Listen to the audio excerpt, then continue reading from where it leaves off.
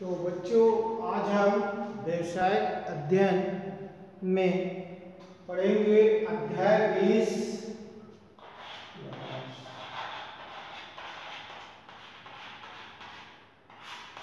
अध्याय 20 विक्रय प्रवर्धन, विज्ञापन, व्यक्तिगत विक्रय एवं जनसंपर्क। ये जो आपका लेसन है इसका नाम है, यानी इस लेसन में हमको क्या क्या पढ़ना है शुरू लेसन में ही दिया गया है।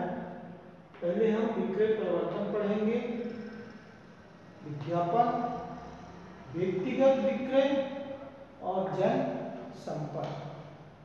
तो आज हम विक्रय प्रवर्तन के बारे में जानेंगे कि विक्रय प्रवर्तन क्या है और इसमें कौन कौन सी बातें शामिल की गई है।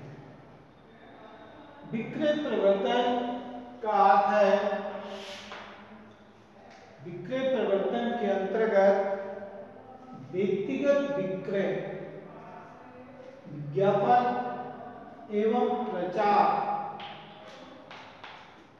के अतिरिक्त उन वितरण क्रियाओं को सम्मिलित किया जाता है जो उपभोक्ता, क्रय एवं व्यापारियों के प्रभाव को उत्तेजित करती है। इसका अर्थ यह है कि विक्रय प्रवर्तन में इन सब बातों को ध्यान दिया जाता है। व्यक्तिगत विक्रय हो, मतलब किसी एक व्यक्ति को विक्रय करना, या विज्ञापन यानी बेचने के लिए लोगों को उनकी जानकारी देना विज्ञापन के माध्यम से या प्रचार के माध्यम से करना। मतलब किसी भी वस्तु को बेचने के लिए हम उपभोक्ताओं को उत्तेजित करने के लिए कौन कौन से तरीके अपनाते हैं, वो व्यक्तिगत विक्रय भी हो सकता है, विज्ञापन भी हो सकता है और प्रचार के माध्यम से भी हम करते हैं। इसके अलावा और दूसरी कौन कौन सी चीज हम क्रेताओं को उपलब्ध कराते हैं जिससे कि वो वस्तु को खरीदने के लिए उत्तेजित हो जाते हैं। जैसे हम कह सकते हैं वस्तु का प्रदर्शन, मुफ्त नमूने या कुछ ऑफर चलाना। ऑफर यानी कि एक वस्तु के साथ दूसरी वस्तु फ्री में देना। इस तरह से हम कुछ प्रलोभन क्रेताओं को देते हैं जिसके कारण बाजार में वस्तुएं ज्यादा से ज्यादा बेची जाए। तो इसका मतलब यही है कि वस्तु को बेचने के लिए जो हम विज्ञापन या प्रचार करते हैं उसके अलावा हम और दूसरे प्रकार के क्या क्या उपाय अपनाते हैं, जिसको कहते हैं हथकंडे अपनाना। तो क्या क्या उपाय अपनाते हैं जिससे कि हमारी वस्तु बाजार में ज्यादा से ज्यादा बिके। उसमें जैसे कहा गया है वस्तु प्रदर्शन, यानी वस्तु की क्वालिटी के बारे में लोगों को एकत्रित करके बताना, समझाना। दूसरा चीज फ्री में वस्तु बांटना, नमूने में वस्तु बांटना या किसी दूसरे वस्तु के साथ उसको फ्री में देना जिससे कि लोगों को लगे कि ये वस्तु हमको फ्री में मिल रहा है और फिर घर में उसका उपयोग करते हैं और उपयोग करने के बाद उनको लगता है नहीं यही वस्तु हमको डेली यूज करना है और फिर वस्तु को खरीदने के लिए क्रेता बाजार में उत्तेजित होता है। तो इसमें ये बातें हो गई कि वस्तु को बेचने के लिए हम विज्ञापन और विक्रय प्रचार के अलावा और कौन कौन से तरीके अपनाते हैं।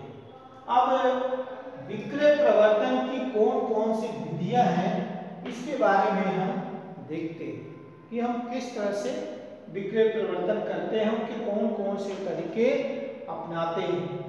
जिसमें सबसे पहली अगर हम इसकी कई विधियां बताई गई है, जैसे उपभोक्ता स्तर पर है, व्यापारिक स्तर पे है और भी दूसरे स्तर पे है, लेकिन अभी हम आपको उपभोक्ता स्तर पे कौन कौन सी विधि अपनाई जाती है, या उपभोक्ता स्तर का मतलब है उपभोक्ताओं को किस तरह अपनी ओर लुभाया जाता है, किस तरह अपनी ओर आकर्षित किया जाता है, उसके कौन कौन से विधि अपनाई जाती है, कौन कौन से तरीके लागू किए जाते हैं, इन सब बातों पे हम यहाँ पर गौर करते हैं। तो सबसे उपभोक्ता स्तर में सबसे पहला स्तर आता है नमूने बांटना, यानी नमूने में वस्तुओं को बांटना। यानी कहते हैं ना, आप इसको ट्राई पहले करिए, तो ट्राई के लिए वस्तुओं को बांटते हैं।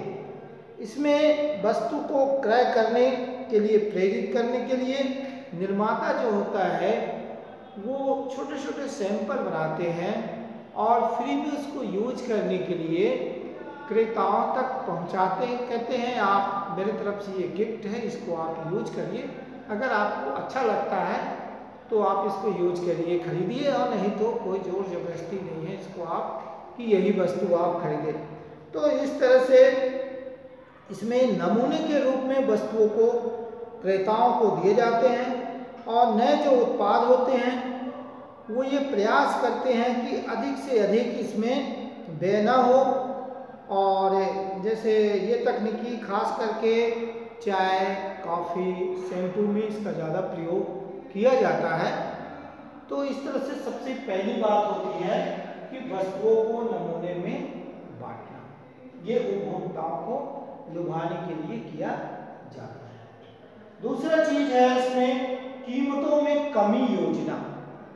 आप देखते हैं प्रचार आता है, इसमें लिखा रहता है, जैसे मान लीजिए कोई पेस्ट है, तो पेस्ट में यहाँ लिखा रहेगा 55 रुपये और यहाँ लिखा रहेगा 40 रुपये, और यहाँ से कटा रहेगा या बगल में लिख देंगे ऑफ। यानी कि 55 रुपये की जो कीमत थी अब वो आपको 40 रुपये में बाजार में मिल रही है।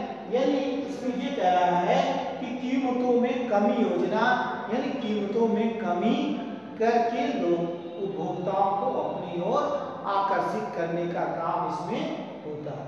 तो ये स्पष्ट हो गया कि हम वस्तुओं के रेट में कम करके लोगों को कहते हैं कि भाई ये वस्तु बहुत कम हो गई है, इसकी रेट कम हो गई है और आप इसका उपयोग ज़्यादा से ज़्यादा कर सकते हैं।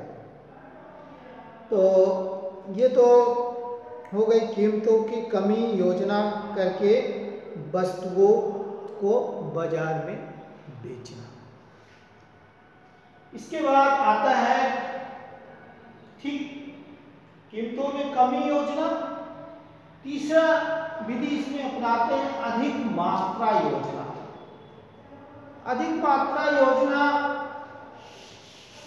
का मतलब आप देखे होंगे बिस्कुट वगैरह या कोई चीज़ में उसमें लिखा रहता है, जैसे मान लीजिए 70 ग्राम की है तो लिख देते 20% अधिक, यानी 70 ग्राम के ही वस्तु की कीमत आपसे लेंगे लेकिन 20% और ज़्यादा, यानी 70 ग्राम का 20% कहे तो 14 ग्राम आपको और वो ज़्यादा देंगे और कीमत कितना देंगे, सिर्फ 20%। तो इस तरह से यानी आपको कम कीमत पे अधिक मात्रा दिखाया जाता है, वस्तुओं आपको अधिक दिया जाएगा और उसके मूल्य पहले जैसे ही रहते हैं। तो इससे भी जो उपभोक्ता होते हैं उनको लगता है कि चलो वस्तु अब हमको उसी मूल्य पे लेकिन मात्रा ज़्यादा मिल रहा है, तो इस तरह से भी वो वस्तु बाजार में ज़्यादा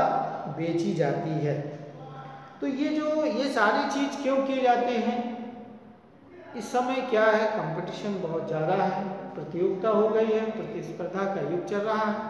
हर व्यापारी, हर विक्रेता चाहता है कि उसकी वस्तु बाजार में ज़्यादा बिके, और अगर मान लीजिए किसी वस्तु की कीमत को थोड़ा कम कर देता है या सेम कीमत पर वस्तु की मात्रा बढ़ा देता, उसके कारण अगर उसके उपभोक्ता बढ़ जाते हैं, बाजार में उसका बिक्री ज़्यादा हो जाता है, तो जो वस्तु के बढ़ाने से जो हानि होता है उसकी मात्रा में ज़्यादा वस्तु बेचने से उसको उसके अपेक्षा ज़्यादा लाभ होता है। इसलिए इस उपाय को ज़्यादा से ज़्यादा लोग अपनाते हैं कि वस्तु की मात्रा को बढ़ा करके। और भी कई तरीके अपनाए जाते हैं बाजार में वस्तु बिके, जैसे कूपन। इस समय आप टीवी वगैरह न्यूज में भी आप देख रहे होंगे कि कूपन जो है कोई वस्तु खरीदते हैं, जैसे मान लीजिए लेज वगैरह खरीदते हैं तो उसमें आता है 2 GB डाटा आपको फ्री मिलेगा। तो क्या उसमें से कूपन टाइप का निकलता है और उस कूपन के माध्यम से आपको कंपनी जो है कोई ना कोई प्रकार के लाभ देती है, वो कूपन योजना के तहत चलता है। तो ये एक बिक्री बढ़ाने का ही एक योजना है, एक तरीका है जो व्यापारियों ने अपनाया है। तो कूपन योजना यानी कूपन के माध्यम से उपभोक्ताओं को लुभाना। और कूपन जो है डाक द्वारा या समाचार पत्र में या घर घर जाकर भी या पैकिंग में रखकर भी इसे उपभोक्ताओं तक पहुंचाया जाता है। तो ये तो हो गई कूपन। फिर एक और तरीका अपनाया जाता है मूल्य वापसी। कहते हैं ना, ये वस्तु आप ले जाइए और अगर आप इसका यूज करिए और अगर पसंद नहीं आता तो आपको इसकी पूरी कीमत वापस कर दी जाएगी। ये भी कुछ कंपनियां अपनाती हैं बाजार में वस्तु को बेचने के लिए। तो उपभोक्ता उस वस्तु से अगर संतुष्ट नहीं होता है या उसको लगता है कि ये हमारे उपयोग के लायक नहीं है वस्तु, तो वापस करने के शर्त के आधार पर वापस भी वो कर सकता है, ऐसी कंपनियां कहती हैं। फिर एक चीज और आता है प्रदर्शनी के साथ बिक्री। प्रदर्शनी के साथ बिक्री यानी कि कहने का मतलब कि वस्तुओं को बेचने के लिए वो लोग प्रदर्शन का काम करते हैं, साथ ही साथ वो उत्पाद की विशेषताओं को प्रदर्शनी के माध्यम से जनता के बीच में जाते हैं।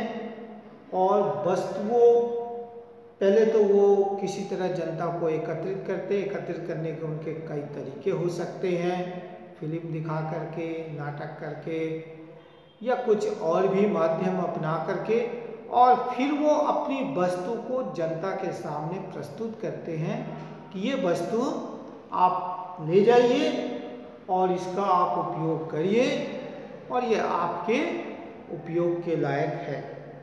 तो इस तरह से कई तरीके अपनाते हैं बिक्री परिवर्तन को बढ़ाने के लिए।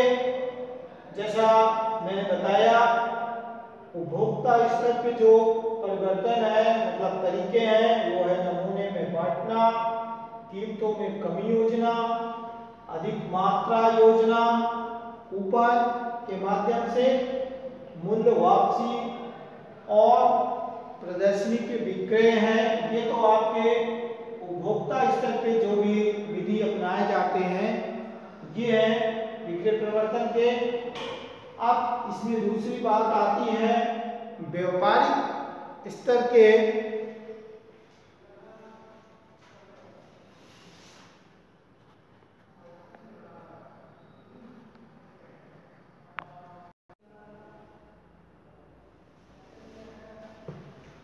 तो अभी हमने आपको बताया ये उपभोक्ता स्तर पे।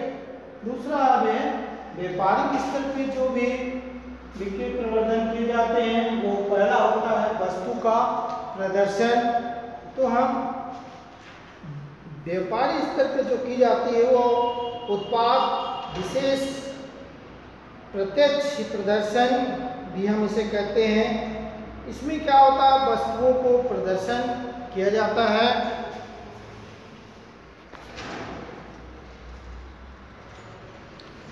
वस्तुओं को बारे में लोगों को बताया जाता है और जिसके कारण वस्तु बाजार में अधिक से अधिक बेची जाती है। फिर एक चीज इसमें व्यापारिक स्तर पे दूसरा जो विधि है वो है विशेष प्रदर्शन।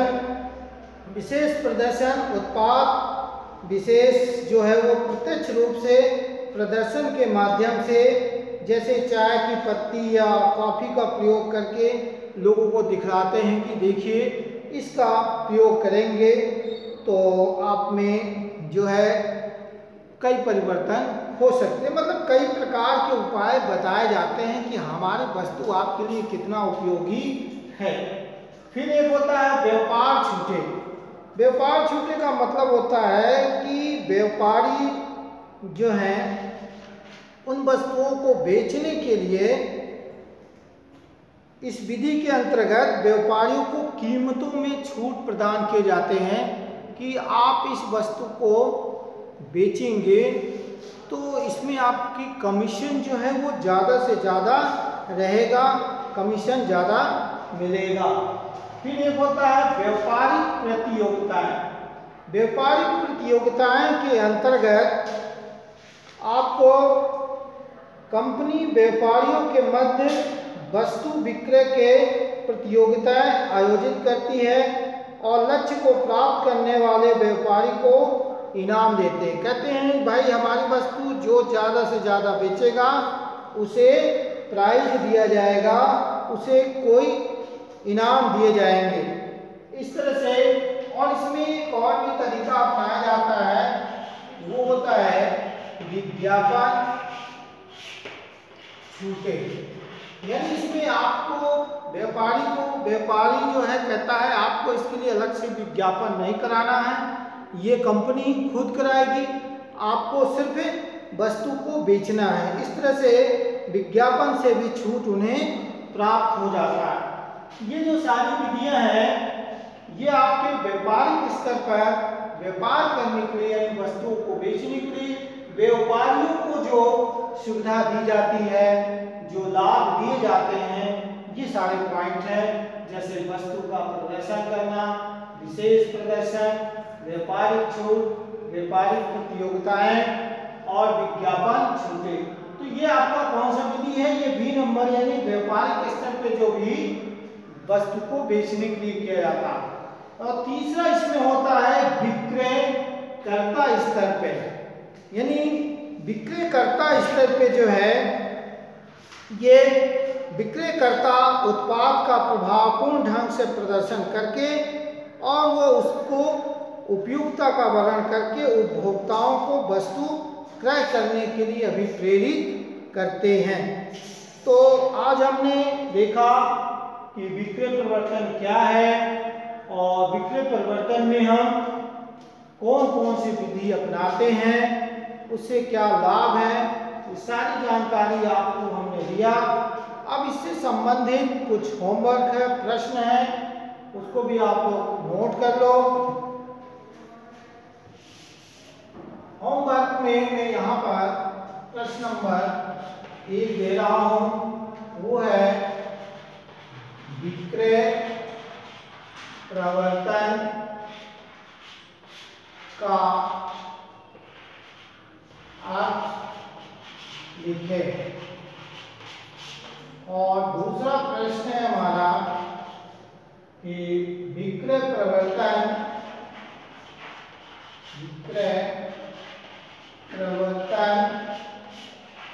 के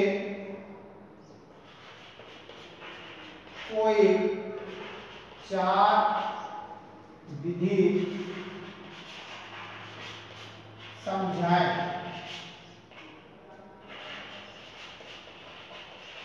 ये 2 प्रश्नों को आपको लिखना है और इसको तैयारी करना है। और इससे संबंधित और भी दूसरे छोटे छोटे प्रश्न आ सकते एग्जाम में। आप इसको अच्छे से आप पढ़ेंगे, समझेंगे और आपके पास बुक होगा, बुक को भी एक बार जरूर खोलेंगे, उसमें देखेंगे इसके बारे में और डिटेल क्या जानकारी दी है। तो आज के लिए आपका इतना ही।